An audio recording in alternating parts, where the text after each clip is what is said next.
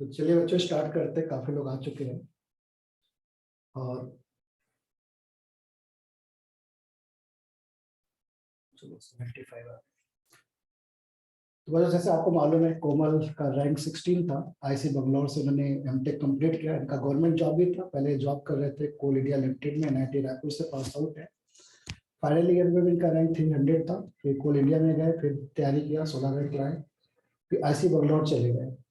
अभी कंपनी में जॉब कर रहे हैं। तो अभी आज मिलने के लिए आई थी, तो हमने कहा चलो एक गाइडेंस आप लोगों को प्रोवाइड हो जाएगा। तो आप लोग अपने जो डाउट्स है ना वो सब यहाँ पे चैटिंग में लिखिएगा, कोमल हैंडल कर लेगी और कोमल ही सिर्फ इंटरेक्शन करेगी, ठीक है, मैं नहीं रहूँगा।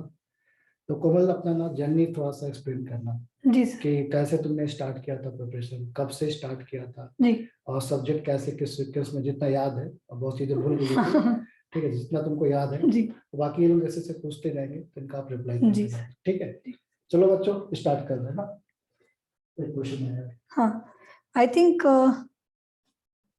रिवीजन में इस टाइम बहुत दिक्कत हो रही है। अच्छा ठीक है, मैं पहले से स्टार्ट करती हूँ कि थोड़ी जर्नी बता देती हूँ अपनी। आई थिंक काफ़ी लोग से मैं शायद पहले मिल चुकी हूँ ऑनलाइन ही, या फिर जिनसे फर्स्ट टाइम मिल रही हूँ। तो सर ने शॉर्ट में बता दिया है। तो 5th सेमेस्टर में स्टार्ट किया था मैंने, प्लस हाँ देन 5th सेमेस्टर में यहाँ कोचिंग में स्टार्ट किया था।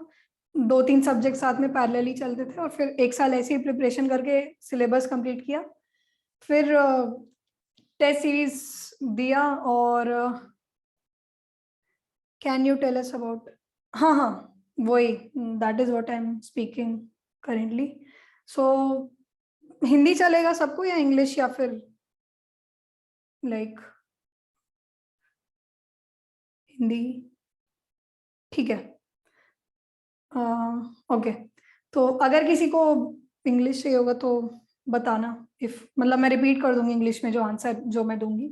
तो बहुत जल्दी बताती हूँ, क्योंकि ताकि फिर क्वेश्चन आंसर्स ज़्यादा कर सके हम लोग। तो हाँ, फिर टेस्ट सीरीज के बाद 2016 में मैंने दिया फर्स्ट टाइम गेट, 381 रैंक आई थी। फिर मैं जॉब के लिए गई कोल इंडिया में, फिर से गेट दिया 2017 में और 16 रैंक आई थी। तो इस साल आई थिंक अराउंड 5 साल हो जाएंगे उसको। आईसी बैंगलोर से एमटेक किया है मैंने, 2019 में पास आउट, और फिर 2 साल से अभी काम कर रही हूँ जॉब। ठीक है, तो क्वेश्चन स्टार्ट करते हैं। पहला क्वेश्चन, मंथ्स भी साथ में बताना, कौन से मंथ्स? यार 5 साल हो गए अभी तो बताया मैंने, याद थोड़ी रहेगा कौन से मंथ में क्या किया। तो मतलब मेरी बेसिक स्ट्रैटेजी ये थी कि जो क्वेश्चंस जो सब्जेक्ट्स यहाँ पे चलते थे आई गेट में, उनके साथ उनके ही प्रीवियस ईयर क्वेश्चन साथ में मैं भी सॉल्व कर लेती थी पैरेलली। जैसे यहाँ पे टीओसी और डेटा स्ट्रक्चर्स एक साथ चल रहा था, तो उनके क्वेश्चंस प्रीवियस ईयर से उठा के सॉल्व कर लेना।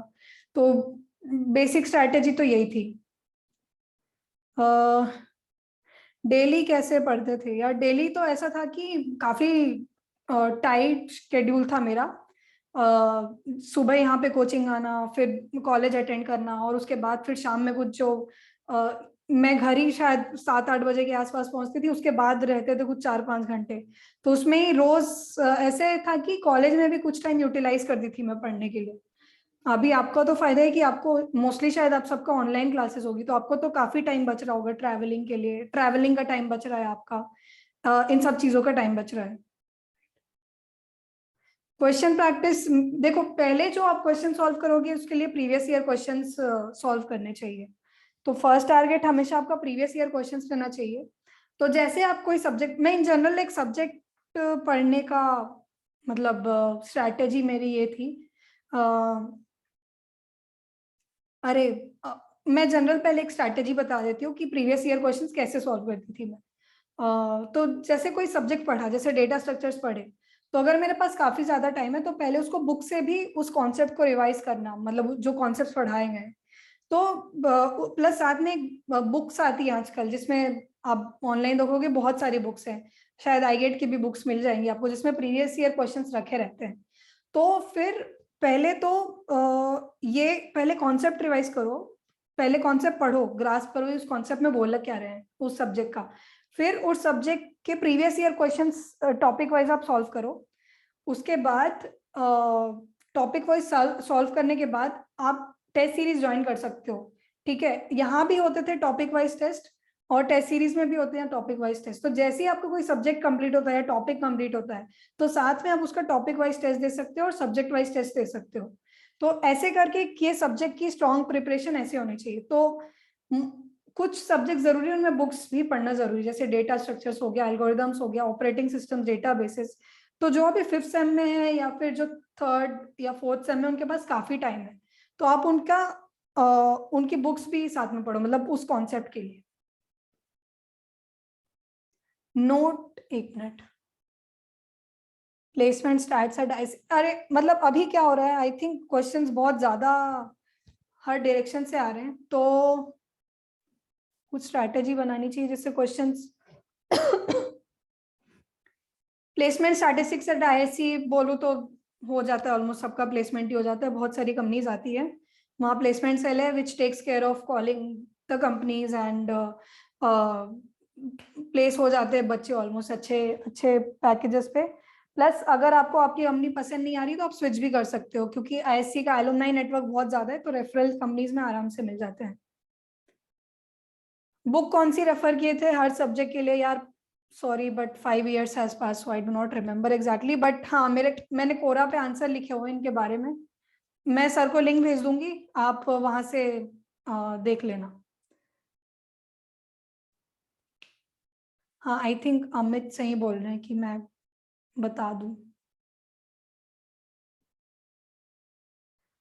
तो ठीक है, विराज का क्वेश्चन है कि क्वेश्चंस बन जाते हैं पर कॉन्फिडेंस नहीं आता है।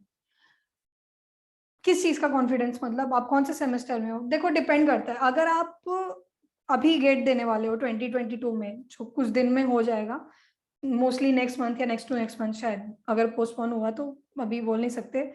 तो देखो कॉन्फिडेंस तभी आएगा जब आप टेस्ट दोगे। तो शुरू में टेस्ट में ना कम ही नंबर आते हैं, 23 24, अरे बहुत टाइम है यार तुम्हारे पास। तो कॉन्फिडेंस की बात नहीं। तो जैसे आप एक विराज, आप एक सब्जेक्ट कंप्लीट कर रहे हो, तो आप उसके पहले तो प्रीवियस ईयर क्वेश्चन सॉल्व करो। अगर बन रहे हैं क्वेश्चंस तो बहुत अच्छी बात है, क्योंकि स्टार्टिंग में नहीं बनते हैं क्वेश्चंस। अगर हो पा रहे हो क्वेश्चंस, आप सॉल्व कर पा रहे हो उनको, तो उनका सब्जेक्ट वाइज टेस्ट दे दो। और फिर आप जैसे टेस्ट देते हो ना, तो शुरू में कम नंबर आते हैं, लेकिन आप जैसे जैसे और टेस्ट दोगे और प्रैक्टिस करोगे तो नंबर धीरे धीरे बढ़ेंगे, और ऐसे ही कॉन्फिडेंस बिल्डअप होगा। मतलब आपको क्लियरली समझ आएगा कि ये कॉन्सेप्ट मुझे आ गया है समझ। अच्छा, मेरी कोडिंग यार बहुत ही खराब थी कॉलेज में, ऑनेस्टली बताओ तो, जो मैं आज तक रिग्रेट करती हूँ। तो आप ये मत करो, आप एक कोई लैंग्वेज, मतलब बहुत खराब नहीं थी, ठीक थी, एवरेज थी बोल सकते हैं। इट वाज नॉट कि बहुत ही ऐसे बहुत ही ज्यादा सुपर्ब कोडिंग नहीं थी मेरी। लेकिन क्योंकि आप सब कंप्यूटर साइंस के हो या रिलेटेड IT से हो, या फिर जो भी आप अपना करियर चाहते हो कंप्यूटर साइंस में, तो कोडिंग आनी चाहिए। मतलब मैं नहीं बोल रही हूँ पाइथन पढ़ लो, जावा पढ़ लो, C++ पढ़ लो, नहीं। एक एक कोई लैंग्वेज आनी चाहिए अच्छे से। और उस लैंग्वेज आने का मतलब क्या है कि फर्स्ट तो आप उसके सिंटैक्स में कंफर्टेबल रहो, कि अगर आपको नोटपैड भी दिया जाए तो उसमें भी आप एक करेक्ट प्रोग्राम लिख लो, ठीक है। प्लस मतलब हाँ, आप सही प्रोग्राम लिख लो। प्लस आपको उसके मतलब इजीली आप उसमें given any problem you should be able to code that. तो ये बेसिक कोडिंग तो आई थिंक हर कंप्यूटर साइंस इंजीनियर को, या हर वो इंसान जो कंप्यूटर साइंस फील्ड में अपना करियर देखता है, कोडिंग एक लैंग्वेज तो आनी चाहिए। टॉप 50 टारगेट करना, टॉप 50 क्यों टारगेट करना है? टॉप रैंक टारगेट करो, सही मतलब सही गलत क्या होता है यार? देखो एक मिनट, क्वेश्चन सच आज मैं कौन सी कंपनी में हूँ, अभी अभी क्या चल रहा है, ये सब आप लिंक्डइन पे जाके देख लेना। अभी कुछ how do you use to revise note making? यार देखो पीयूष, मैं नोट, ओके, मैं एक काम करती हूँ, मैं क्वेश्चंस पढ़ रही हूँ जो मुझे इंटरेस्टिंग लगेंगे, उनको मैं सॉल्व करूंगी, ठीक है।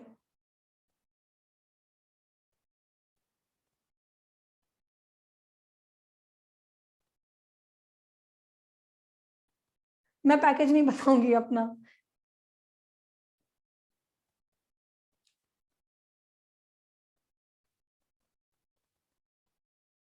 हाँ, तो ये क्वेश्चन इंटरेस्टिंग है कि कोई सब्जेक्ट खत्म होने का वेट करना चाहिए प्रीवियस ईयर क्वेश्चन बनाने के लिए, नहीं।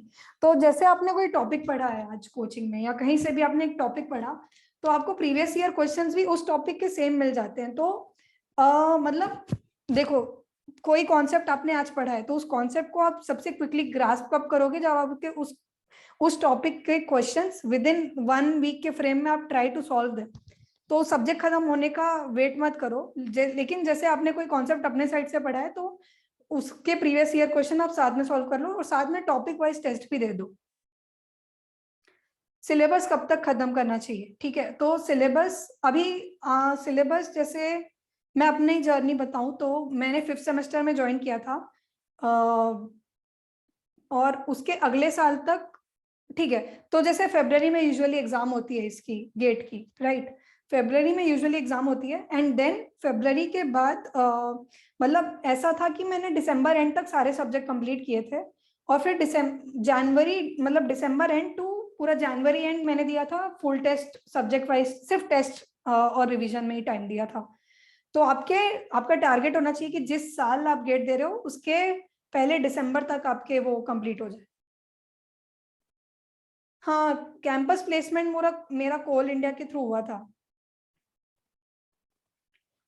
रेफरेंस देखो ठीक है। तो स्टैंडर्ड बुक्स जो मैंने जिन सब्जेक्ट्स के लिए सॉल्व करी थी वो थी, सॉरी नॉट सॉल्व, रेफर किया था मैंने स्टैंडर्ड बुक्स, वो था for data structures, algorithms and operating systems, networks and compiler का थोड़ा पोर्शन, पूरा नहीं, कंपाइलर का कुछ पोर्शन मैंने बुक से पढ़ा था। एंड हाँ, मतलब ये 5-6 सब्जेक्ट तो हैं जिनके लिए बुक्स रेफर करना है। हाँ, डीबीएमएस, ऑफ कोर्स डीबीएमएस के लिए भी किया था बुक रेफर, यस। तो ये जो 5 कोर सब्जेक्ट्स है, राइट, उनके लिए मैंने बुक रेफर की थी। कौन से सेम में स्टार्ट किया था कोचिंग? मैंने 5th सेमेस्टर में स्टार्ट करी थी कोचिंग अपनी। हाँ हाँ, अबाउट मैथ्स किसी ने क्वेश्चन पूछा कि प्रीवियस ईयर क्वेश्चंस काफी है क्या मैथ्स के लिए, तो आई वुड से हाँ, प्रीवियस ईयर क्वेश्चंस काफी है, लेकिन जो मैथ्स का कुछ सिलेबस है वो common across all the branches है, मतलब सिर्फ सीएस ब्रांच के नहीं, सिविल, मैकेनिकल, इलेक्ट्रिकल, इलेक्ट्रॉनिक्स, ये सारे ब्रांचेस में मैथ्स के क्वेश्चन पूछते हैं। तो आप उसके भी प्रीवियस ईयर क्वेश्चन सॉल्व करके एक काफी अच्छा बेस बना सकते हो मैथ्स का। और मैथ्स की एक अच्छी बात है, वो एज अ रिलैक्सेशन, मैथ्स और एप्टीट्यूड की बात है, वो एज अ रिलैक्सेशन भी यूज कर सकते हो, कि जैसे आप 2 टेक्निकल सब्जेक्ट एक साथ चला रहे हो, जैसे से नेटवर्क्स और से ऑपरेटिंग सिस्टम्स या कुछ, तो ये दोनों काफी हैवी सब्जेक्ट हो गए। तो अगर ये 2 सब्जेक्ट आप एक साथ चला रहे हो तो ये जब थोड़ा रिलैक्स होना चाहिए, जैसे मन कर रहा है कि थोड़ा रिलैक्सेशन चाहिए, तो और टाइम भी वेस्ट नहीं करना चाहते, तो ऐसे में आप एप्टीट्यूड के क्वेश्चन सॉल्व कर सकते हो, क्योंकि वो थोड़े लाइट वेट होते हैं एप्टीट्यूड के क्वेश्चंस। यार अच्छा, काफी लोग मुझे नोट मेकिंग के क्वेश्चन पूछ रहे हो। देखो, मैंने अलग से कोई नोट्स नहीं बनाए, जो कोचिंग में सर पढ़ाते थे मैं वही लिखती थी, वही था मेरे कॉपी में, उतना ही नोट्स थे, मैंने अलग से कुछ भी नहीं लिखा। हाँ, अगर कोई ऐसे कुछ एक्स्ट्रा पॉइंट दिख गया बुक पढ़ते हुए या फिर से टेस्ट सीरीज देते हुए, कुछ एक्स्ट्रा पॉइंट लिखा जो नोट में नहीं है, तो उसी टॉपिक के पास जाके लिख दिया थोड़ा सा, अलग से कोई नोट्स नहीं बनाए उसमें, कुछ अलग से नहीं, जो सर ने पढ़ा है वही था नोट्स में।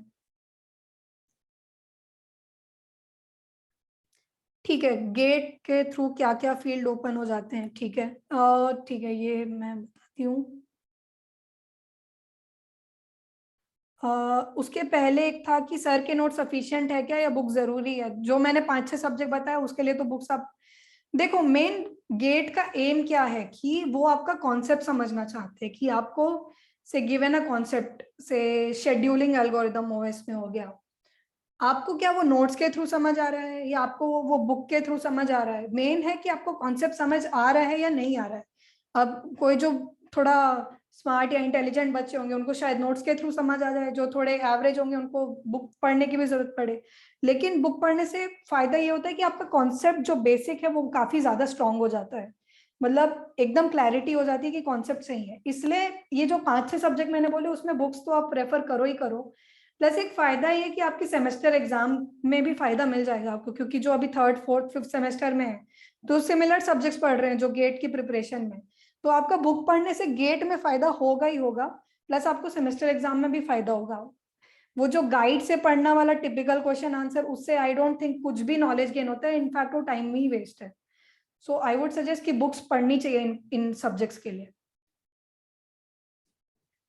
तो जो तो नोट सफिशिएंट है वो आप खुद के जज बेटर बनो, बट हाईली एडवाइजेबल की बुक्स पढ़नी चाहिए। और बुक्स में भी वो नहीं कि पेज 0 से लेके पेज nth तक, जो सिर्फ कॉन्सेप्ट है उससे वो कॉन्सेप्ट का चैप्टर पढ़ लो, या जो जो कॉन्सेप्ट गेट में वो कॉन्सेप्ट पढ़ सकते हो।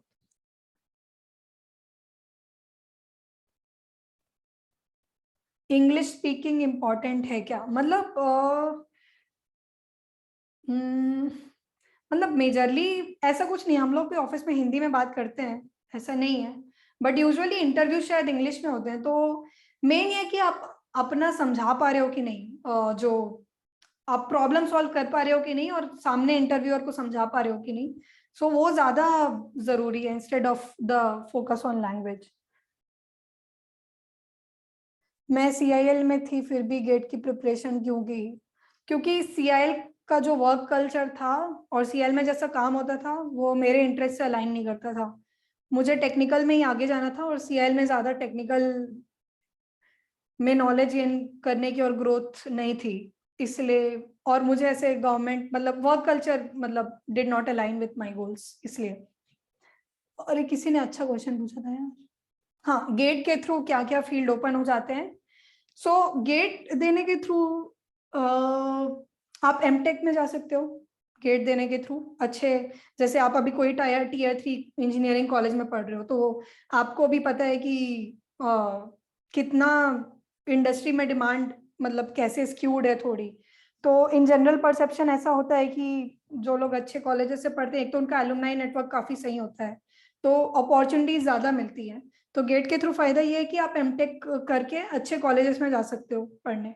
और दूसरा है कि PSUs जो होती है, मतलब कई लोग को गवर्नमेंट जॉब काफी जिनका ड्रीम होता है गवर्नमेंट जॉब, तो गेट के थ्रू वो PSUs भी टारगेट होती है जो गेट रैंक के बेसिस पे इंटरव्यू के लिए बुलाती है। प्लस जो गेट की प्रिपरेशन होती है, एक तो आप देखो आप बन रहे हो सब इंजीनियर्स, ठीक है, कंप्यूटर साइंस एंड इंजीनियरिंग पढ़ रहे हो, सो अगर आपको इंजीनियर आप बन ही रहे हो तो एक अच्छे इंजीनियर बनो, राइट? तो जो पढ़ रहे हो इंजीनियरिंग में वो कॉन्सेप्ट काफी अच्छे से क्लियर होने चाहिए। तो अगर आप प्रिपरेशन कर रहे हो तो मेन आपको वो कॉन्सेप्ट जो क्लियर होगा और जो नॉलेज मिलेगी, तो वो प्रिपरेशन के थ्रू काफी अच्छी हो जाती है।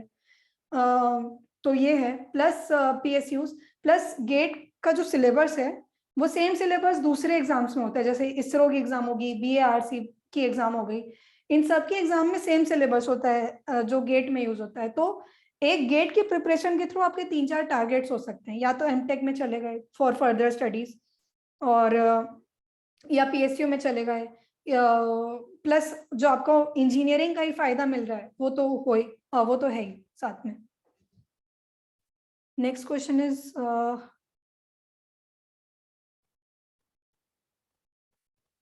विच are the okay which is better, IISc और IIT बॉम्बे? ये तो लाइफ लॉन्ग डिबेट है। ये मेरे लिए तो IISc है, किसी और के लिए IIT बॉम्बे होगा, तो इट डजेंट मैटर, दोनों ही टॉप लेवल की कॉलेजेस हैं इंडिया में, और आप कहीं भी जाओगे तो आपको फायदा ही मिलेगा, ठीक है। और फिर main subject focus on GATE, देखो डिपेंड करता है कि आपका टारगेट क्या है। मेन देखो गेट में ऐसा तो कंप्यूटर साइंस वालों ने उन्होंने बोला नहीं है कि इस सब्जेक्ट से हम 10 नंबर के पूछेंगे या इस सब्जेक्ट से हम 5 नंबर के पूछेंगे, ऐसा नहीं है। तो गेट में दिया एक डिफाइंड सिलेबस, कोई भी सिलेबस से कोई भी क्वेश्चन कितने भी प्रोपोर्शन में आ सकता है, ठीक है। तो मेन ये चीज है कि आपका रैंक क्या टारगेट कर रहे हो आप, मतलब आप कौन सी, सबके टारगेट्स अलग होते हैं, किसी का अंडर 100 है, किसी का विद इन 1000 है, किसी का से 200 to 500 है, डिपेंडिंग ऑन कि आपको कौन कौन सी कॉलेज में जाना है, ठीक है। तो सबके टारगेट्स अलग है, सब अपने प्रिपरेशन के हिसाब से एक टारगेट बनाते हैं। तो जो टॉप 100 कर रहे हैं वो तो सारे ही सिलेबस पे फोकस करो, मतलब all the subjects the complete syllabus पे फोकस करना चाहिए उनको। बाकी अपनी रैंक जो आप टारगेट कर रहे हो, आपकी प्रिपरेशन और टाइम रिमेनिंग के हिसाब से आप सब्जेक्ट तो सारे ही जरूरी है ऑनेस्टली बोलो तो। CDS एल्गोरिदम, मतलब मैं ऐसा कोई सब्जेक्ट नहीं बोल सकती कि नहीं ये मत पढ़ के जाना, ये तो फालतू सब्जेक्ट है, सारे ही इम्पोर्टेंट है। हाँ, मिनिमम कितने टेस्ट सीरीज ज्वाइन करने चाहिए? एक मिनट, उससे पहले थर्ड सेम में है तो प्रोजेक्ट्स बनाना, इंटर्नशिप करना चाहिए, इससे गेट की पढ़ाई डिस्टर्ब तो नहीं होगी? यार थर्ड सेम में हो, बहुत ज्यादा टाइम है गेट देने के लिए तुम्हारे पास। एक तो तुम 6 सेम में भी दे सकते हो और फिर फाइनल ईयर में भी दे सकते हो, मतलब काफी ज्यादा टाइम है। इनफैक्ट इनफैक्ट अगर तुम श्योर हो कि तुम्हें टेक्निकल फील्ड में आगे जाना है तो मतलब आई थिंक आप अभी थर्ड सेम में CDS एल्गोरिदम, ये जो 3 सब्जेक्ट है ये पढ़ो, प्लस साथ में जो भी एक प्रोग्रामिंग लैंग्वेज जैसे मैंने बोला कि आनी चाहिए, तो वो प्रोग्रामिंग लैंग्वेज पे आप फोकस करके आप अपनी कोडिंग स्किल्स डेवलप कर सकते हो, गीक्स फॉर गीक्स से क्वेश्चंस और प्रॉब्लम सॉल्व कर सकते हो। तो आपके पास तो अभी काफी टाइम है, जो थर्ड सेमेस्टर में उन लोग के पास काफी टाइम है, तो आप ये स्किल डेवलप करो कि एक एक प्रोग्रामिंग, मतलब प्रोग्रामिंग स्किल्स आप डेवलप करो, क्योंकि वो लाइफ लॉन्ग कंप्यूटर साइंस के करियर में काम आती है। बाकी प्रोजेक्ट्स, इंटर्नशिप, इंटर्नशिप तो आई थिंक रिक्वायर्ड होती है, कंपलसरी होती है आई थिंक, वो तो जा नहीं सकते, बट टाइम मतलब हो जाएगा यार मैनेज, हम भी साथ में करते थे सब, तो ऐसा कुछ डिस्टर्ब नहीं होगा, थर्ड सेम में तो काफी टाइम है। फिर मिनिमम कितनी टेस्ट सीरीज ज्वाइन करनी चाहिए यार? आई थिंक 2 सफिशिएंट है। मैंने तो एक ही की थी और एक आईगेट की थी, तो 2।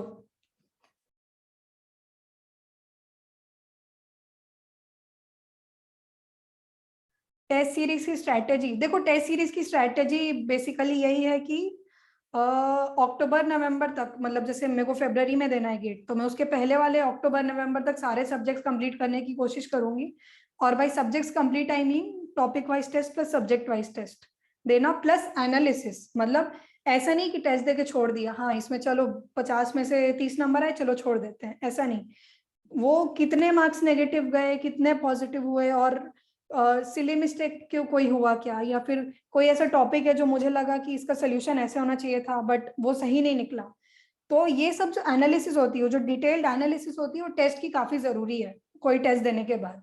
तो आप हर सब्जेक्ट के subject wise topic wise test दीजिए, प्रीवियस ईयर क्वेश्चन सॉल्व करने के बाद फिर उसके बाद ये एनालिसिस कीजिए कि कहाँ गलत हुआ कहाँ सही हुआ, ये सारी चीजें। एंड जब ये एनालिसिस हो जाए तो आपको शायद एक पैटर्न दिखने लगेगा कि मेरे इस टाइप के क्वेश्चंस गड़बड़ हो रहे हैं, जैसे मेरे पाइपलाइनिंग के क्वेश्चन सारे गड़बड़ हो रहे हैं, तो वो कॉन्सेप्ट रिवीजन करना। तो ऐसे करके हर एक सब्जेक्ट कंप्लीट करो, और फिर toward the end of December या मिड दिसंबर से फुल टेस्ट देना शुरू कर दो। और फिर सेम फुल टेस्ट में भी एनालिसिस करो कि कौन सा सब्जेक्ट वीक है, कौन सा स्ट्रांग है, और हाँ सिली मिस्टेक कहाँ पे हो रही है, ये सारी चीजें।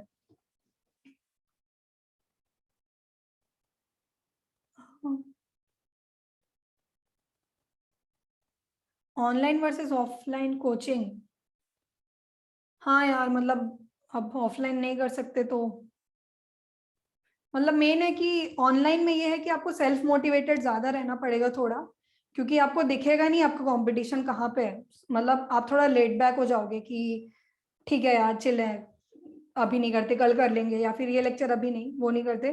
तो ऑनलाइन में ये है कि सेल्फ मोटिवेशन थोड़ा ज्यादा रखना पड़ेगा, और थोड़ा डिसिप्लिन वे में क्लासेस अटेंड करके, या जो भी सब्जेक्ट्स अपने कंप्लीट करते जाओ, मतलब। और लेकिन ऑनलाइन का फायदा भी है कि टाइम बच रहा है काफी, आपको ट्रैवलिंग पूरा टाइम बच रहा है, इधर उधर जाने का टाइम बच रहा है, तो बस वही है कि सेल्फ मोटिवेशन थोड़ा रखना पड़ेगा ऑनलाइन में।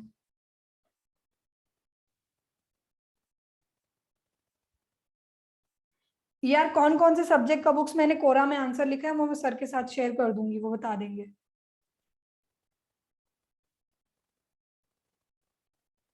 बीटेक में कितनी कोडिंग करनी चाहिए यार? मैंने वही बोला कि आप कोडिंग उतनी करो कि, कोडिंग मतलब एक लैंग्वेज पकड़ो और इतना प्रैक्टिस करो क्वेश्चन कि आपको जैसे नए क्वेश्चन नए प्रॉब्लम्स दी जाए तो आप आराम से उसको एक प्रोग्राम पूरा वर्किंग प्रोग्राम आप लिख पा रहे हो उस प्रॉब्लम के लिए। प्लस आपको प्रॉब्लम का सोल्यूशन भी क्लिक होना चाहिए, तो आप इतनी प्रैक्टिस होनी चाहिए कोडिंग की। अब वो पर्सन टू पर्सन डिपेंड करता है, कई लोग को 10 प्रॉब्लम में आ जाएगा, कई लोग को 20 में आएगा, कई लोग को 50 में आएगा। सो वो अपने हिसाब से आप और गीक्स के बेसिक से लेके मीडियम तक सॉल्व कर लोगे तो काफी है, मतलब काफी है।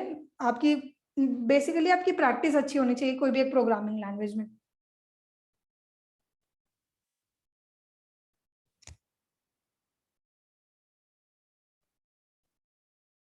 थ्योरी सब्जेक्ट्स में बुक्स में बहुत वास्ट होता है, उसको कैसे करें? मैंने वही बोला, सिर्फ आप वो पूरा चैप्टर नहीं, मतलब वो कॉन्सेप्ट पढ़ने की जरूरत है। और मतलब वास्ट है इसलिए तो समझ आएगा ना, मतलब वो भी तो बात है। अब 2 लाइन में वो लिख देते तो फिर आप बोलते हैं कि बुक से तो मुझे समझ ही नहीं आ रहा है 2 लाइन में क्या लिखा है। तो बात वही है कि जो लोग 3rd सेमेस्टर में उनके पास काफी टाइम है, या जो इवन 5th सेमेस्टर में उनके पास काफी टाइम है, कि वो जो गिवन सब्जेक्ट्स है उनको कॉन्सेप्ट उनको पढ़ सकते हैं बुक से। ठीक है, तो जैसे नेटवर्क्स तो मुझे बुक से ही समझ आया था, क्योंकि मेरी यहाँ कोचिंग में क्लासेस मिस हो गई थी, क्योंकि हमारी सेमेस्टर एग्जाम थोड़ी पहले चलती थी। इसलिए इसलिए मैंने बुक्स रेफर की थी, और मतलब काफी फायदा मिला था बुक रेफर करने से। प्रोक्रास्टिनेशन को कैसे हैंडल करते थे आप? देखो यार, मेरे प्रोक्रास्टिनेशन तो होता ही था, बट मेरे केस में फायदा ये था कि मुझे दिखते थे काफी लोग आसपास जो बहुत मेहनत कर रहे हैं, बहुत अच्छे से तैयारी कर रहे हैं। तो एक्चुअली वही इशू था, मतलब आपके साथ ऑनलाइन इशू में वही है कि आपको दिख नहीं रहे आसपास लोग जो मेहनत कर रहे हैं, इसलिए प्रोक्रास्टिनेशन ज्यादा होता है कि चलो कल कर लेंगे या परसों। तो मेन तो वही, यही जो मैं बात बोल रही थी कि सेल्फ मोटिवेशन की ज्यादा जरूरत है ऑनलाइन मोड में। हैंडल मतलब वही, अगर किसी को बहुत ज्यादा आलस हो रहा है कि जैसे थ्योरी पढ़ने का मन नहीं कर रहा है, इवन तो कोई सब्जेक्ट हुआ नहीं है ऐसे, मतलब जैसे आप कोई सब्जेक्ट लेके बैठे हो, मैं लेके बैठी हूँ जैसे नेटवर्क्स या फिर डीबीएमएस, और मुझे मन नहीं कर रहा पढ़ने का, तो आप क्या करो, आप खुद को मोटिवेट करो पढ़ने के लिए। आप मोटिवेट कैसे करोगे? जैसे आपको पता है कि मुझे तो गेट देना ही है और मुझे चाहिए अच्छा रैंक, तो आप ये कर सकते हो कि भले आपने वो टॉपिक पढ़ा नहीं है, से उसका लेक्चर भी अटेंड किया है कोचिंग में, तो आप उसका एक टॉपिक वाइज टेस्ट खोल के टेस्ट देने बैठ जाओ। तो देखो, टेस्ट देने में होता क्या है कि दिमाग एक जगह एक फोकस होता है कि जो क्वेश्चन है सामने, उस क्वेश्चन पे फोकस्ड है। तो एटलीस्ट वो प्रोक्रास्टिनेशन में जो आप टाइम वेस्ट कर रहे हो, उससे अच्छा वो टाइम टेस्ट में दोगे, भले आपके नंबर नहीं आएंगे, 0 भी आएंगे, बट एटलीस्ट उससे थोड़ा तो मोटिवेशन मिलेगा कि हाँ चलो मैं पढ़ लेता हूँ या पढ़ लेती हूँ। तो ये ऐसे हैंडल कर सकते हो कि प्रीवियस ईयर क्वेश्चन लेके बैठ जाओ, मतलब थोड़ा भी आलस आ रहे है तो कोई क्वेश्चंस लेके बैठ जाओ, मतलब ये तो सबसे अच्छी स्ट्रैटेजी होती है। कुछ नहीं हुआ तो एप्टीट्यूड के क्वेश्चन लाके सॉल्व करने लग जाओ, कुछ तो फायदा मिलेगा, मतलब टाइम वेस्ट नहीं होगा।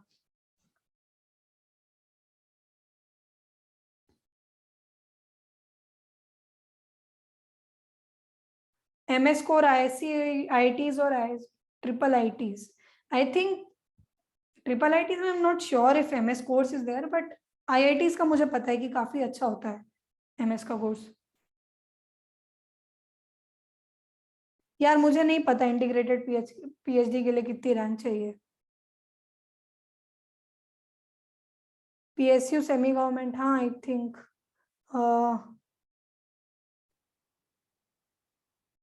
ठीक है, how to manage college preparation with GATE preparation. तो देखो, college placement preparation, sorry, college placement with GATE preparation. तो यूजुअली कॉलेजेस में होता ये है कि प्लेसमेंट की कंपनी आपको, मतलब एक फिक्स टाइम में आता है प्लेसमेंट सीजन जो बोलते हैं, जो वो 10-15 दिन का होता है। तो उस टाइम आप ये कर सकते हो कि थोड़ी कोडिंग की प्रैक्टिस ज्यादा कर लो। ठीक है, और जैसे सी डी एस ये तो पूछते हैं, डेटा स्ट्रक्चर एल्गोरिथम तो उनके भी एमसीक्यूज में पूछते हैं प्लेसमेंट में। तो उस टाइम आप थोड़ा 10-15 दिन फोकस कर लो कॉलेज के प्लेसमेंट में, और फिर बाकी आप कंटिन्यू कर सकते हो गेट की प्रिपरेशन। और साथ में मतलब गेट का तो वही है यार, जैसे कॉन्सेप्ट, मतलब अगर कॉलेज का प्लेसमेंट चल रहा है साथ में, ठीक है, तो जैसे आप कुछ नया कॉन्सेप्ट नहीं पढ़ पा रहे हो, लेकिन कुछ तो पढ़ा हुआ होगा पहले से, कुछ सब्जेक्ट पढ़े हुए होंगे पहले से, तो उनको ही रिवाइज कर लो उस टाइम में। ठीक है, तो ऐसा भी हो सकता है। और प्लेसमेंट में भी ऑपरेटिंग सिस्टम डीबीएमएस से क्वेश्चंस पूछ लेते हैं कभी कभी। तो ये जो 5-6 सब्जेक्ट है ना, C D S, algo, OS और डीबीएमएस, ये 5-6 सब्जेक्ट उस टाइम रिवाइज करोगे तो आपको प्लेसमेंट में भी काम आ जाएंगे और इसमें भी काम आ जाएंगे गेट में। फिर है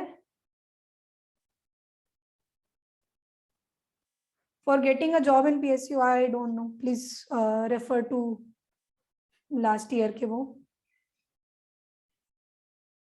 How did you stay motivated during my journey?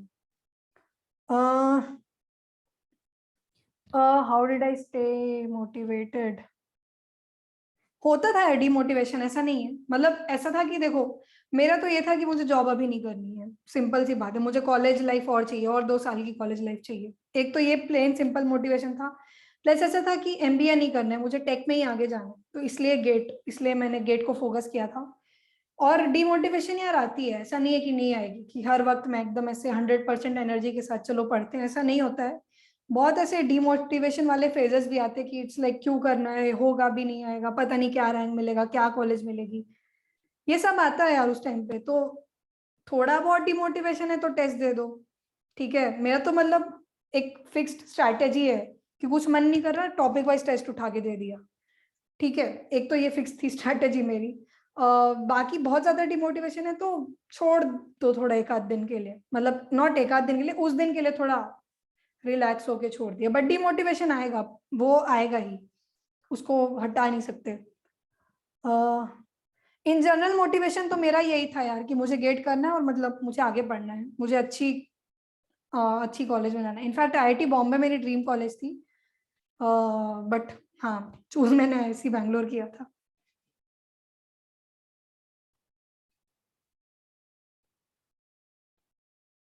Currently, what am I doing? Okay, I'm working at Inference as a senior data scientist. And how did I reach this position? So I did my master's. From there, I joined ThoughtSpot after my college, and then I switched to Inference.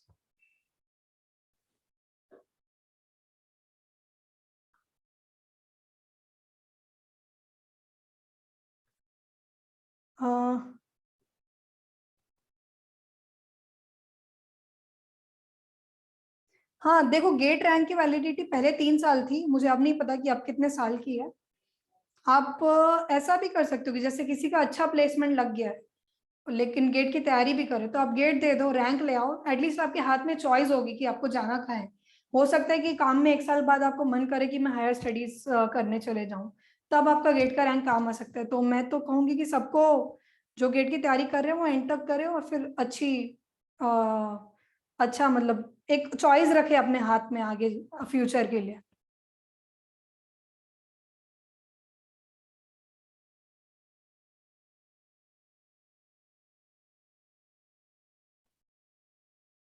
Placement में यार देखो, एक question है कि दिसंबर जनवरी final year college placement में बैठना चाहिए, उससे गेट की प्रिपरेशन ठीक रहेगी नहीं, ये एकदम पर्सन टू पर्सन डिपेंड करता है, ठीक है. अगर किसी मतलब अगर किसी स्टूडेंट को कॉन्फिडेंस है अपने से, मतलब फिक्स्ड है कि उनको आगे पढ़ने ही जाना है और प्लेसमेंट नहीं चाहिए, तो वो नहीं बैठे, मतलब ही और she doesn't need to sit in the placement. But किसी को है कि नहीं, मुझे एक जॉब चाहिए एज अ बैकअप ऑप्शन, शायद मेरी प्रिपरेशन इतनी अच्छी नहीं है, तो वो लोग बैठ सकते हैं. बट उनको फिर टाइम मैनेज करना पड़ेगा between placement and between GATE preparation.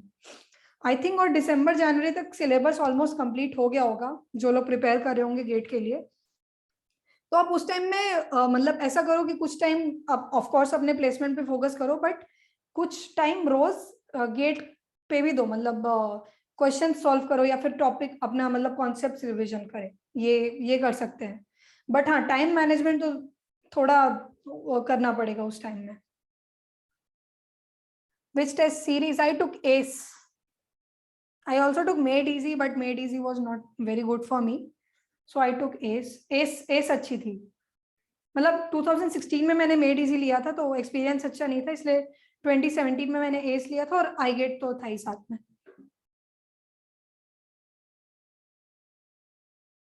How did I stayed motivated और कंसिस्टेंसी? मोटिवेशन अलग है, कंसिस्टेंसी अलग है, ठीक है. मोटिवेशन मतलब I stayed consistent even when I was demotivated, अगर मैं ऐसा बोलूँ तो डीमोटिवेशन आएगा ही, इट्स अनअवॉइडेबल.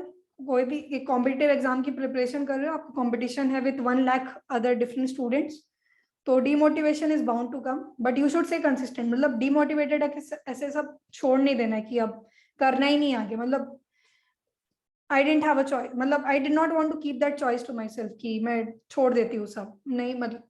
तो वो कंसिस्टेंसी मन से आनी चाहिए कि स्टार्टिंग से 1-1.5 साल से प्रिपरेशन कर रहे हैं, तो अभी भी करते रहना है आगे, चाहे डिमोटिवेटेड ही क्यों ना रहे। नेक्स्ट क्वेश्चन इज, मुझे सेम सेम क्वेश्चंस दिख रहे हैं actually.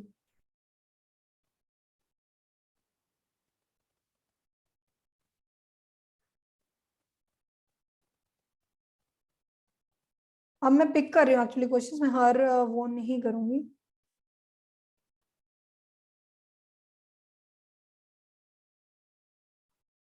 Online platform for subject wise questions, join any test series, वहाँ सब्जेक्ट वाइज टेस्ट मिल जाएंगे।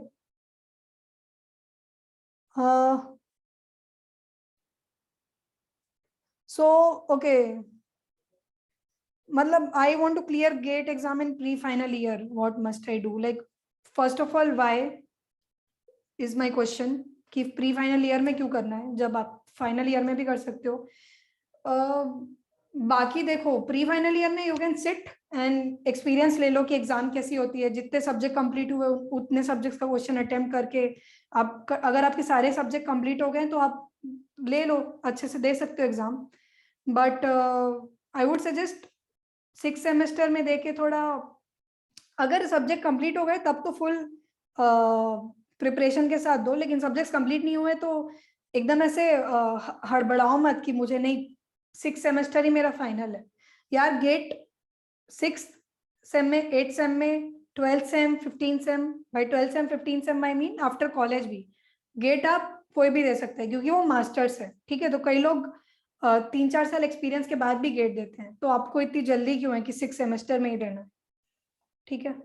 तो आप दो, गेट एग्जाम दो, थोड़ा एनवायरनमेंट जान लो कि कैसा होता है एग्जाम में बैठना। अब आपके जितने सब्जेक्ट प्रिपेयर हुए उनको अच्छे से अटेम्प्ट करो, और इतना प्रेशर मत लो खुद पे कि 6 में ही क्लियर करना है। और अगर प्रेशर ले रहे हो तो फिर तैयारी वैसी करो, अगर मैनेज कर सकते हो तो।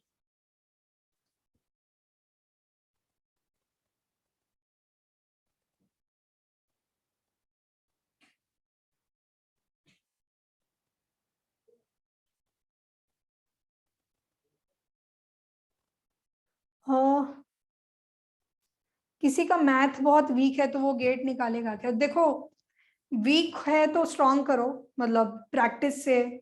और ऐसा नहीं है कि वीक है तो हमेशा ही वीक रहेगा, ठीक है। मेरी कोडिंग स्किल्स बहुत वीक थी, मैं ऑनेस्टली मानूंगी, बट ऐसा ही नहीं कि वीक है तो वीक ही रही है आज तक। प्रैक्टिस की, काफी ज्यादा मेहनत करी, तो फिर वो वीक से हम एवरेज, फिर एवरेज से स्ट्रांग में आते हैं। तो अगर किसी का मैथ वीक है तो प्रैक्टिस के थ्रू स्ट्रांग करो, उस सब्जेक्ट को स्ट्रांग करो, मैथ को, और फिर देन हाँ क्यों नहीं निकलेगा गेट। मतलब बात तो वही है ना, स्टार्टिंग में तो सभी वीक रहते हैं, सबको थोड़ी सब चीजें आती है, विद प्रैक्टिस चीजें सीखते हैं ना, और फिर गेट की एग्जाम देते हैं।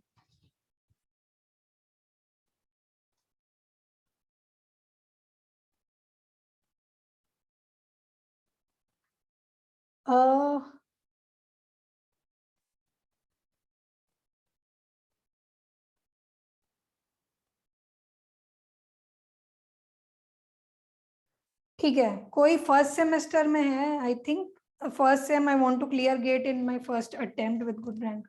सो आई थिंक फर्स्ट सेमेस्टर में हो तो थोड़ा first learn about what is computer science and engineering. मतलब मैं ये बोलना चाहूंगी, इतना मतलब it's good that you have a good focus in your mind, but first I would say कि थोड़े सब्जेक्ट्स पढ़ो, data structures, algorithms, and see if your interest is lying in that. And if your interest is lying, then आपके पास काफी time है वो 14 subject complete करने का। आई थिंक 13-14 कुछ सब्जेक्ट्स होते हैं, वो कंप्लीट करने का बहुत टाइम है। तो एक ऐसे डिफाइंड मैनर में हर सब्जेक्ट कंप्लीट करो, और फिर हाँ दे सकते हो एग्जाम। आप 2 अटेम्प्ट तो होते ही हैं एग्जाम के लिए। और मतलब I don't know what is this, क्या बोलना चाहिए, ये क्यों है कि मुझे फर्स्ट अटेम्प्ट में ही निकालना है? मतलब होना चाहिए, इट्स गुड कि फर्स्ट अटेम्प्ट में निकालना चाहिए, बट आप अपनी प्रिपरेशन भी देखो साथ में कि तो अगर फर्स्ट अटेम्प्ट में ही निकालना है तो मतलब पहला तो है कि निकालना क्या होता है, कि वही जो रैंक का बकेट्स बनाए हुए रैंक के, कि अंडर 100 या 500 या अंडर 1000 2000 जो भी जिस कॉलेज में जाना है, एनआईटी में जाना है, आगे आईआईटी में जाना है, आईएससी, ट्रिपल आईटी, जिस कॉलेज मतलब जिस कॉलेज में आप जा सकते हो या जाना चाहते हो, तो उसके हिसाब से तो पहले रैंक डिसाइड करते हो। और मोस्टली सबका एम होता है कि आईआईटी में जाना है। अब जैसे आईआईटी में जाना है तो अंडर 200 250 रैंक आनी चाहिए जनरल वालों के लिए, ठीक है। अब उसके लिए क्या करना है, उसके लिए ये 14 सब्जेक्ट है, इन सारे सब्जेक्ट्स को आई वुड से इन सारे सब्जेक्ट्स को अच्छे से मतलब अच्छे से कर लो। एक आध टॉपिक जो एकदम बिल्कुल सर के बाहर है उनको भले छोड़ सकते हैं, लेकिन अप्रोक्सीमेटली 95% सिलेबस आप कंप्लीट कर लो साथ में, मतलब जो भी सिलेबस है गेट का। अब जैसे सब्जेक्ट का तो मैंने बता दिया कि एक सब्जेक्ट कैसे करना चाहिए, एक सब्जेक्ट की प्रिपरेशन क्या होती है। आप उस सब्जेक्ट के जैसे भी कॉन्सेप्ट क्लियर है थ्रू कोचिंग, थ्रू बुक्स या फिर थ्रू सेल्फ स्टडी। आपने यहाँ कोचिंग ज्वाइन की है तो काफी सही है, सर की एक्सप्लेनेशन तो अच्छी है, आई थिंक सबको लगती होगी। तो एक सब्जेक्ट का आप प्रिपरेशन किए, फिर सारे सब्जेक्ट्स की प्रिपरेशन किए, ऐसे करके आप प्रिपरेशन करो। I am sorry. बस जैसे फिर ऐसे 14 सब्जेक्ट की प्रिपरेशन हो गई, उसके बाद take full test and analysis. तो this is a basic preparation strategy for good rank.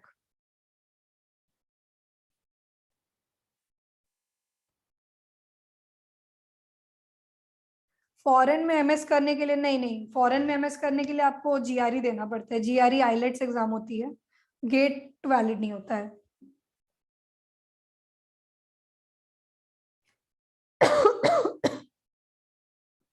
हाँ, ये एक अच्छा क्वेश्चन है कि कितना टाइम डिवोट करना चाहिए सब्जेक्ट ऑनलाइन मोड में, क्योंकि रिकॉर्डिंग देख रहे हैं। तो हाँ, ये भी पर्सन टू पर्सन डिपेंड करेगा। अगर आपको कॉन्सेप्ट पहली रिकॉर्डिंग में ही समझ आ गया है, मतलब आप जज कैसे करोगे कि आपको समझ आ गया है, ठीक है। उसके लिए आप प्रीवियस ईयर क्वेश्चंस खुद से सॉल्व करो, उसके subject wise topic wise test खुद से दो, तो ऐसे ही समझ आएगा कि आपको कितना, how much of it you have understood. तो ये पर्सन टू पर्सन ही डिपेंड करता है कि, और ऐसा नहीं कि ब्लाइंडली रिकॉर्डिंग्स देखते जा रहे हैं, मतलब ये थोड़ा सार्कास्टिक हो गया कि ब्लाइंडली रिकॉर्डिंग्स देखना। एनीवे, सो ऐसा नहीं कि सिर्फ रिकॉर्डिंग के बाद रिकॉर्डिंग एक के बाद एक सिर्फ देखे जा रहे हैं बिना कुछ क्वेश्चन सॉल्व किया, बिना कोई टेस्ट दिए, ऐसा नहीं करना है। आप रिकॉर्डिंग देखो, डिपेंडिंग ऑन कितना टाइम है, थर्ड सेम में हो तो साथ में बुक से भी वो कॉन्सेप्ट पढ़ो, या फिर सेम में हो या फिर टाइम है आपके पास तो बुक से भी कॉन्सेप्ट पढ़ो, प्लस फिर उसके प्रीवियस ईयर क्वेश्चंस, देन उसके टॉपिक वाइज, देन इसके सब्जेक्ट वाइज। तो ये 3 स्टेप्स है काइंड ऑफ टू फॉलो। तो ऐसे, और रिकॉर्डिंग मतलब किसी को पहली बार में समझ आ सकता है, किसी को तीसरी चौथी बार में समझ आ सकता है, तो वो आप पे डिपेंड करता है कि आप कितनी देर में समझ पा रहे हो चीजों को।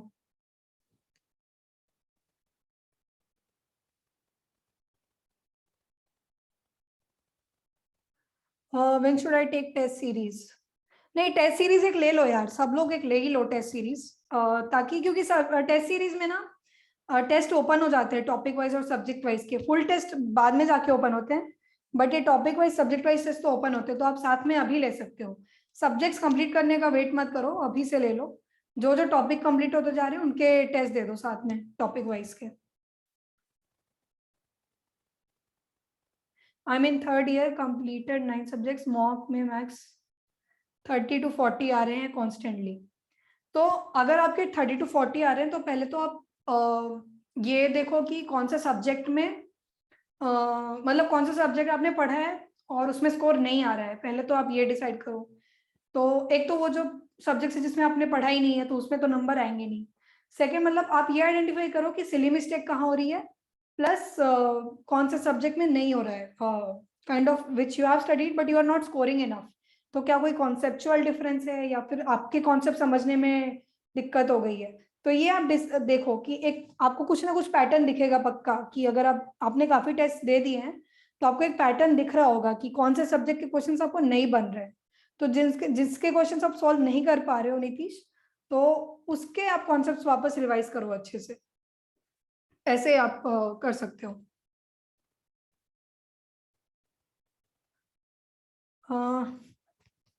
जस्ट अ मिनट, ठीक है।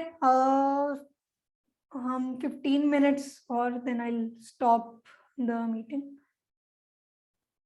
I am from EC, electronics. How we can prepare?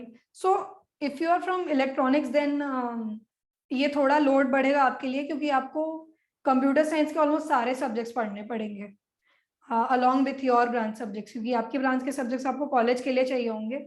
तो ये थोड़ा सा लोड बढ़ेगा आप पे, लेकिन स्ट्रैटेजी तो बेसिक वही है,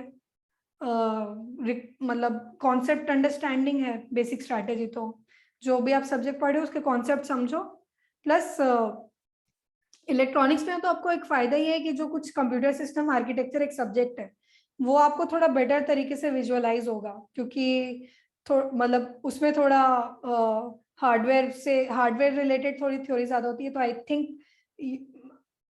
आई am not sure, but I think वो विजुअलाइजेशन थोड़ा बेटर आएगा आपको इलेक्ट्रॉनिक्स के हो, तो एक आध सब्जेक्ट में आपको फायदा मिलेगा। तो बट कॉन्सेप्ट वही है, रिकॉर्डिंग देखो या बुक से पढ़ो, फिर क्वेश्चन सॉल्व करो। हाँ, एक्स्ट्रा प्रिपेयर करना तो बीटेक टाइम प्लेसमेंट के लिए, प्लेसमेंट में एक्स्ट्रा प्रिपरेशन होती है कि वही coding, problem solving, coding strong कर लो अपनी एक लैंग्वेज में, वो प्रॉब्लम सॉल्विंग होती है। प्लस हाँ, मेनली तो यही डिफरेंस होता है, एल्गोरिदम्स पे ज्यादा फोकस होता है। हाँ, टेस्ट सीरीज मिल जाएगी यार, लॉग इन करके तो देखो, search just Google test series for GATE. When we generally switch to next subject, we start forgetting previous ones. That is bound to happen, Zinat. मतलब अगर आप एक पढ़ रहे हो और स्विच कर रहे हो, तो जैसे कोई स्टार्ट करे, जैसे 1-1.5 साल की प्रिपरेशन है, तो ऐसा तो है नहीं जो मैंने 1 साल पढ़ा था मुझे आज तक याद होगा। तो हाँ, इन सब्जेक्ट इन जनरल क्या करना चाहिए, स्ट्रैटेजी की भूल जाते हैं लोग बार बार।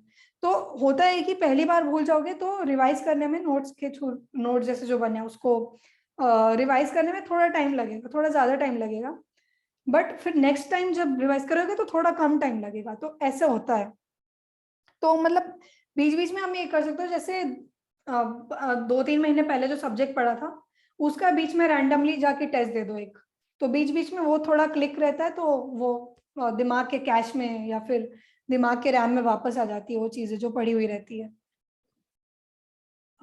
मेन वही है, बीच बीच में उसके टेस्ट दे दिया करो। मतलब मेरा तो one shot solution, I think इतने देर से मैं बस बोल रही हूँ टेस्ट दो, आई थिंक वो काफी प्रैक्टिकल चीज है टेस्ट देना।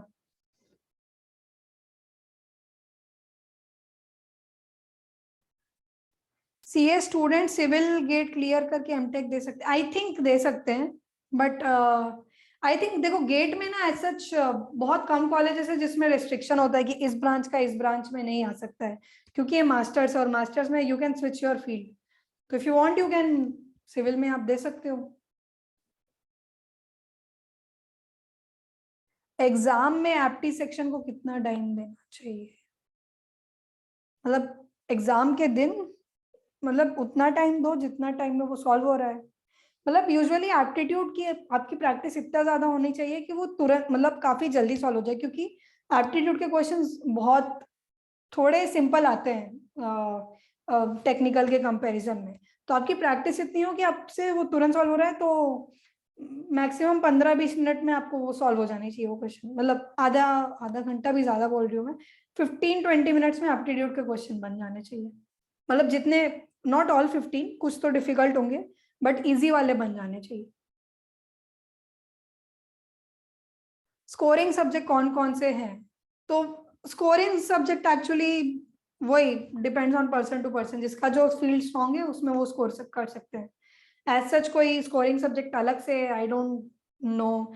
कई लोग को डिजिटल लॉजिक बहुत स्कोरिंग लगता था, बट मेरा वो वीक था काफी ज्यादा, तो ये जनरलाइजेशन मैं नहीं कर सकती। एग्जाम हॉल का टेम्परमेंट, एग्जाम हॉल का टेम्परमेंट यार ऐसा होता है कि इट्स कंप्यूटर लैब्स देखी होगी आपने आपके स्कूल या कॉलेजेस में। तो कंप्यूटर लैब्स जैसे एक एक कंप्यूटर प्लेस रहते हैं, वैसे एक एक कंप्यूटर प्लेस होते हैं, प्लस एक काइंड ऑफ शील्ड होती है ऐसी, ताकि आपको बगल वालों का ना दिखे। तो वो था, ऐसे शील्ड लगी होती है, प्लस एक आपको रफ शीट मिलती है, कुछ 7-8 कुछ काफी पेजेस की, आपको वाइट पेजेस की आपको शीट मिलती है, जिसमें आप एक्चुअली सॉल्व करते हो। यार ये 5 साल पहले का बता रही हूँ मैं, ठीक है, अभी कुछ रिवाइज होगा तो मुझे नहीं पता। और हाँ, मेन वही है। तो थोड़ा प्रेशर तो रहता ही यार, क्योंकि आप जिस एग्जाम की इतने साल से प्रिपरेशन कर रहे हो वो एग्जाम देने जा रहे हो, तो थोड़ा प्रेशर रहता है। हाँ, मेंटल स्टेट वही, थोड़ा प्रेशर रहता है एक्चुअली, बट वही है।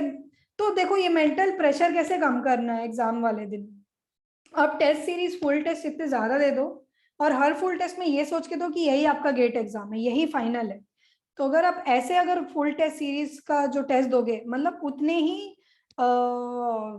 उतने ही कन्विक्शन के साथ अगर आप दे रहे हो टेस्ट सीरीज अपने घर पे बैठ के, तो ये चीजें आपको प्रिपेयर कर रही है आपके डी डे के लिए, जो गेट एग्जाम वाले दिन है उस दिन के लिए आपको प्रिपेयर करिए। तो आप उतने उतने कन्विक्शन से दो, उतनी ही मेहनत से दो, उतने ही क्या बोलते हैं शिद्दत से दो टेस्ट जो आप घर पे बैठ के दे रहे हो, और उतने ही सीरियसनेस से देना चाहिए जो घर पे, तो ताकि आप जो एग्जाम में जाओ गेट एग्जाम, तो आपको आपको लगे कि हाँ ये तो पहले ये माहौल हम देख चुके हैं। तो उतने ही सीरियसनेस से टेस्ट सीरीज देनी चाहिए, प्लस मतलब उतनी ही सीरियसनेस से एनालिसिस करना चाहिए हर टेस्ट का, कि अगर ये मेरा असली में गेट होता तो ये गलती हुई थी मेरे से, तो नहीं होनी चाहिए ये चीज। तो ये थोड़ा प्रेशर कम करता है आपको, जो ये टेस्ट सीरीज हम देते हैं ना, तो यही फायदा होता है टेस्ट सीरीज का, आपको उस दिन की प्रिपरेशन एकदम ऐसा नया नहीं लगता है जाके।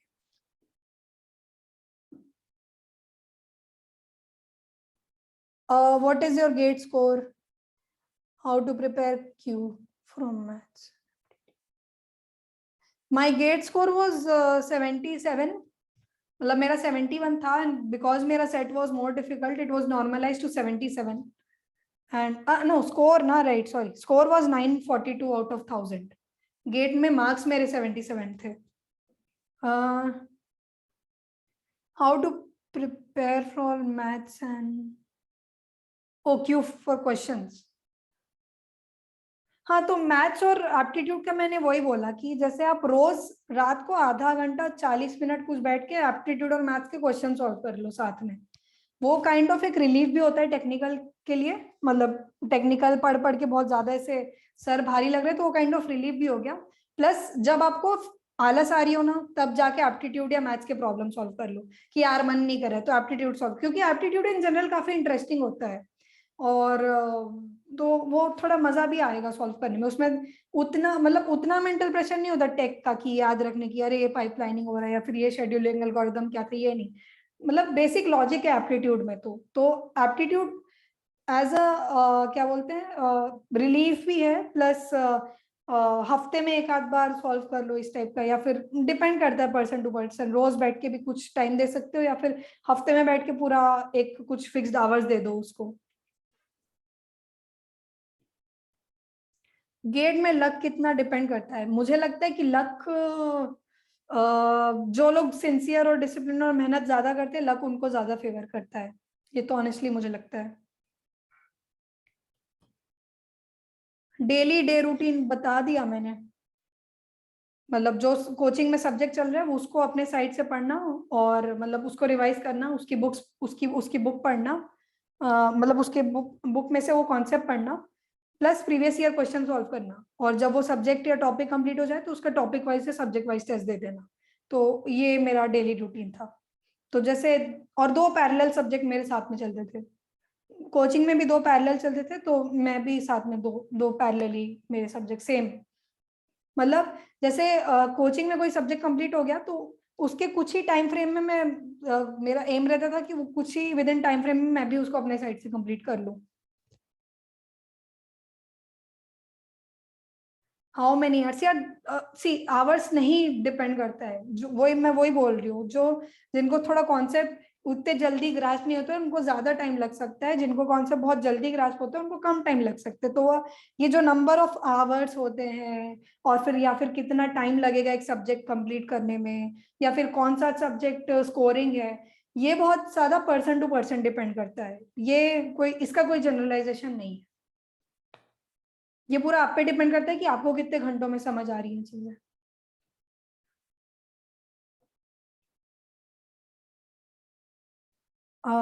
ठीक है, तो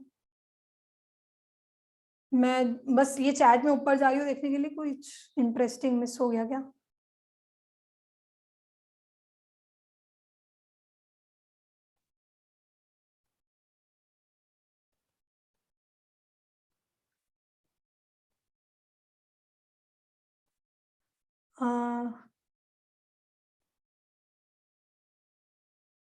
ठीक है, किसी का क्वेश्चन है, how is the work in product based company?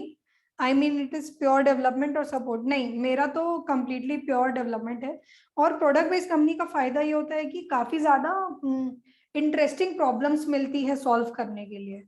तो मतलब बहुत ज्यादा, अगर कोई डेटा बेस्ड मतलब डेटा से रिलेटेड कंपनी है तो उनके पास ह्यूज अमाउंट्स ऑफ डेटा होता है, तो फिर उस पर प्रॉब्लम्स मिलती है कि इस डेटा के साथ क्या किया जाए, या कैसे होस्ट किया जाए, या फिर कैसे इनका यूज किया जाए। तो ये कुछ कुछ प्रॉब्लम डोमेन्स काफी इंटरेस्टिंग होती है प्रोडक्ट बेस्ड कंपनी में इन जनरल। तो वर्क काफी अच्छा रहता है।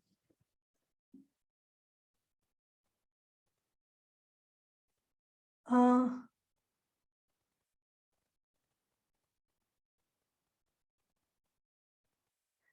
कुछ क्वेश्चन है, CP a must for placement in I, what is CP?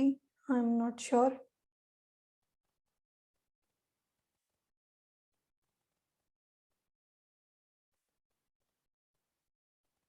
ठीक है, interview experience, my motivation, okay okay, one is how did I prepare for placement? Placement के लिए तो एज आई सेड, आपके एल्गोरिथम्स, डेटा स्ट्रक्चर्स स्ट्रांग होना चाहिए काफी, plus आपकी कोडिंग स्किल्स स्ट्रांग होनी चाहिए। तो कोडिंग स्किल्स में आपको, मतलब देखो इंटरव्यू इन जनरल होता क्या है, आपको कोई क्वेश्चन दे देते हैं जो इंटरनली कोई डेटा स्ट्रक्चर यूज हो रहा होगा, तो पहले आपको कोई प्रॉब्लम दे दी, जैसे मैंने सिंपल बोल दिया कि मुझे ये एरे सॉर्ट करके दिखा। यूजुअली इतना इजी नहीं पूछते, बट मैं एज एन एग्जांपल दे रही हूँ कि अच्छा, जैसे मैं एग्जांपल दूँ, जैसे हीप पढ़ा होगा सबने, तो पहले तो क्वेश्चन ऐसे आएगा कि जैसे मुझे कुछ प्रायोरिटी बनानी है चीजों की, तो मुझे what what how will I solve this? तो जैसे फिर मैं जवाब देती हूँ कि मुझे priority, I use a priority queue for that.